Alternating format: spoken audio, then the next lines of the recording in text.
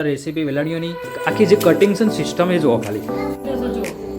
નો ભાઈ બાપાને તૈયાર થઈ ગયું ખુલ્લું નીકળી જાય કટિંગ કરી દો છું પાર્ટ 2 નો બ્લોગ શરૂઆત થઈ ગઈ છે આમાં તમને ગાઈસ છે ને બતાવવાના છે આપણે રેસીપી વેલાણીઓની ધોઈ અને હવે છે ને કટિંગ કરીને આ બાજુ આવી ગઈ છે તો જો ફાઇનલી જો આ બાજુ બધું કટિંગ કરીને આવી ગયું અને કઈ રીતે કટિંગ કરીએ ને ગાઈસ જોવો ખાલી આખી જે કટિંગ છે ને સિસ્ટમ એ જોવો ખાલી કારણ કે ગાઈસ આવી કોઈ કટિંગ કરતા હોય તો ભાઈ કોમેન્ટ કરજો કોને કોને આવી કટિંગ થાય છે બરોબર ભાઈ તમારે કયો હા મકાઈનો બાજરાનો લોટ બે મિક્સ કીધું મકાઈ બાજરીનો બે લોટ શું વાત છે અને લસણ મરચા લીલા મરચાના ખોડી નાખ્યા બરોબર એટલે આ તો છે ને ગ્રેવી છે ગ્રેવી કરી દી લસણની મરચાની ગ્રેવી બાજરીનો મકાઈનો લોટ લો હવે ભાઈ છે ને મસાલાની શરૂઆત થાય છે તો મસાલામાં પણ હું નાખી ગયા છે ખાલી મસાલામાં જો મરચા અને લસણ પેલી બને કીધી પેલી હા અને લસણ લાલ મરચું હા જરૂર પ્રમાણે બરોબર પછી હળદર પછી મીઠું જરૂર પ્રમાણે એમાં બીજું કયા છે અજમો તો ગાઈઝ આ ટાઈપ ભાઈ મસાલા તો એને મિક્સ કરી દેવાનું બધું ટેસ્ટ આવે બરોબર ચલો ગાઈઝ તો આ મસાલા ભાઈ તૈયાર થઈ ગયા પોજનો પત્તો છે ને એને આપણે ચોખ્ખા પાણી ઘરના પાણીમાં ધોઈ નાખીએ છીએ પૈસા ને જો આપણે એક બાજુ લોટ ચાળી અને બધો મસાલા કરીને રેડી કરી અને મિક્સ કરી દે પહેલાં તો ધોઈ જ હતી આપણે અને ફરીથી ધોવાનું કારણ રેત હોય રહી જઈ હોય ને નાની નાની રેત આવે બધી જરૂર એટલે એમ કહેશો ને એ તળીએ જતી રહે અને પત્તો ઉપરથી આવી જાય ના જો આ કટિંગ કરી દે એને છે ને નેચોઈ અને લઈ લેવાની શું કેવું જો આ રીતે કટિંગ તો ગાઈ છે ને અમારા ઘરમાં બધા આ રીતે જ કટિંગ કરે શું કેવું કટિંગની તો વાત જ ના થાય હા અમારે તો આખું છે ને ગાઈસ કટિંગ પાટલા ઉપર થાય ના બરાબર પાટલા ઉપર કટિંગ કરીએ લાકડાનો પાટલો આવે ને એના ઉપર મિક્સ કરી દેવાનું અને લોટ બાંધી દેવાનું ના ચલો ગાઈસ જો હવે લોટ બંધાય છે ભાઈ આ રીતે લોટ બધો ચોંટી જાય અને ચોંટી ગયા પછી છે ને બધું મિક્સ થઈ જાય અને મસ્ત એવો લોટ બનીને તૈયાર થઈ જાય ગાઈસ ને ઘણો બાજરીનો એકલા લોટનો બનાવતો હોય છે અને અમારે હા તો ભાઈ હોય ને એ રીતે રાખજો સ્પેશિયલ કોઈ મકાઈનો લાવવાની જરૂર નહીં પણ અમારે તો હતો એટલે બે ભેગા કરી દીધા હા તો જો અમારે છે ને બે લોટનું બનાવે બરાબર જે ટેસ્ટ અલગ રહેવાનો છે શું કેવું અને જેવું છે ને ગાઈ ચોમાસાનું વાતાવરણ છે એટલે અલગ જ ફિલિંગ થાય એમાં તો ટેસ્ટ ડબલ બની જાય બરોબર ચલો ગાઈ તો પટુ લોટ બોલી ગઈ તૈયાર પછી તમને બતાવું આ રીતે લોટ ભાઈ તૈયાર થઈ ગયો જો ચલો મસાલા લોટ જ હીટ લાગે છે ભાઈ તો ખાવાનું તો ટેસ્ટ અલગ જ આવશે હા અને પછી આ રીતે છે ને ગોળવાનું ના આવે શું કર્યું પહેલાં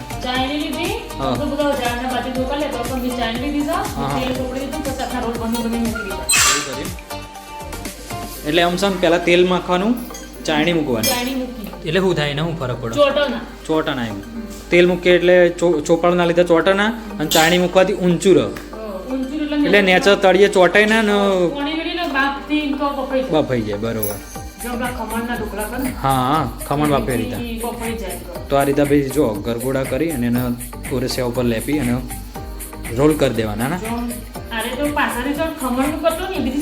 એવું છે એમ હા તો ભાઈ જો શરૂઆત થઈ ગઈ ભાઈ રોલ બનાવવાની જો આ રીતે બધો ગોઠવી દેવાનો તમને બધા કમ્પ્લીટ ગોઠવાઈ જાય ને એટલે તમને બતાવી ગયો જો ગાઈસ આપણો મસ્ત જેવો છે ને આપણો પહેલા તો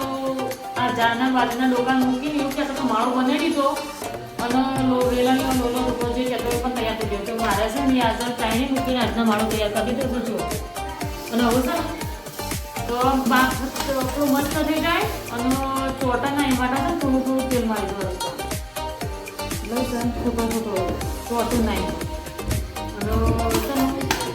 જરૂર પડે એટલું પાણી વેળવું એટલું પણ થોડું લો એટલે મસ્ત બફાઈ જશે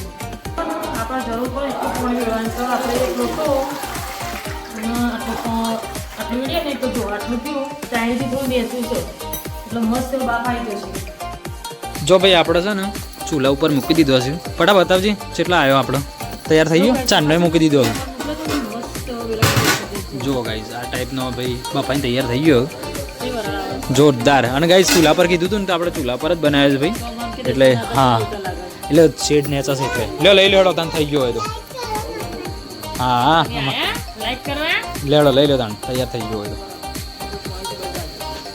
બફાઈને આવી ગયો ભાઈ રેડી થઈને હવે છે ને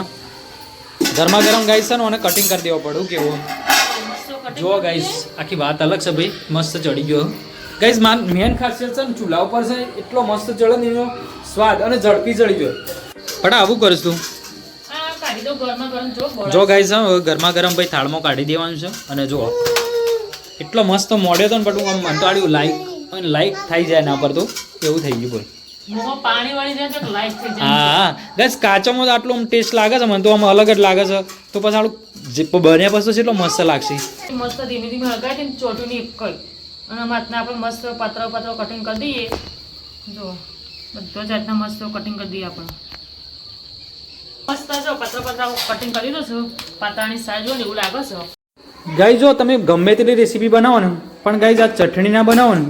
તો કોઈ બી રેસીપીનો મતલબ જ નહીં તમે દાળ બાટી કોણ સાથે ચટણી ખાના અમે ઓના હંગાથી છે ને મરચાની ચટણી બનાવી છે ભાઈ લસણ વાટી ના પડા મસ્ત ચા મૂક્યું છે હા અને ગાઈ જો બીજી વાત કરું તમને આ વેલણીઓ છે ને ગાઈ જો એક ચા હંગાથી ખવાય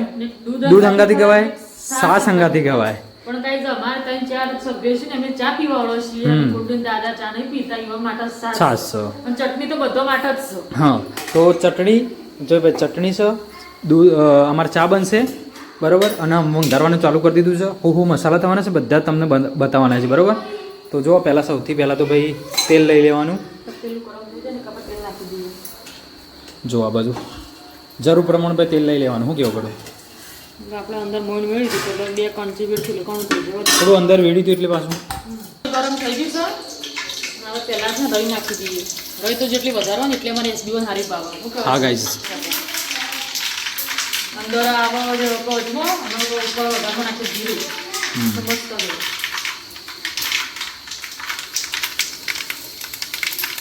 મસ્ત વઘાર આવી ગયો હવે વેલણે નાખી દીધા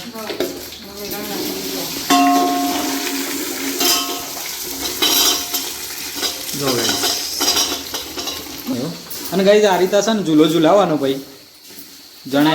તેલ અને રઈ મિક્સ થઈ જાય હા. તેલ આપણે અનથિયા લઈએ ને એટલું થાય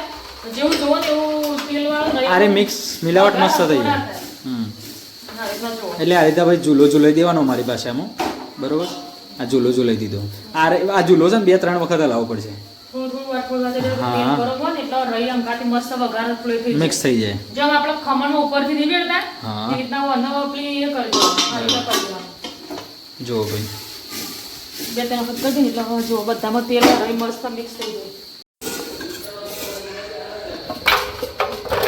જો ભાઈ અમારી રેસીપી તૈયાર થઈ ગઈ આજે અમારી રેસીપીનું નામ હતું વેલણિયા રેસીપી બરોબર વેલણિયા કહેવાના ઢોકળા કેવી કહેવાય બધા અલગ અલગ ભાઈ કી છે ફાઇનલી અમારા હતા વેલણિયા અને ઢોકળા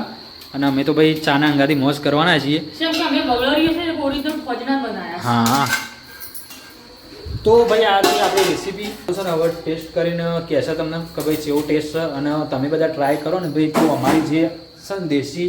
સ્ટાઇલથી જ કરજો બહુ મજા આવશે અને ભાઈ ફોલ્સ તો ફરજિયાત નાખજો કોઈ સિટીવાળા જો આ બ્લોગ જોતા હોય ને ભાઈ તો અમને કહેજો કે ભાઈ તમે છે ને ગામડામાં કહો તો અમારી જગ્યાએ આવી સાઈડ ભગડાની સાઈડ હોય ને કહો એવી જગ્યાએથી ફોજ લાવજો પણ ટેસ્ટ તો એકલો લોટ તો ના જ ખાતા કારણ કે અંદર લીલવણ નાખશો ને જે ફોજ એટલે બહુ અલગ જ ફિલિંગ થશે તમને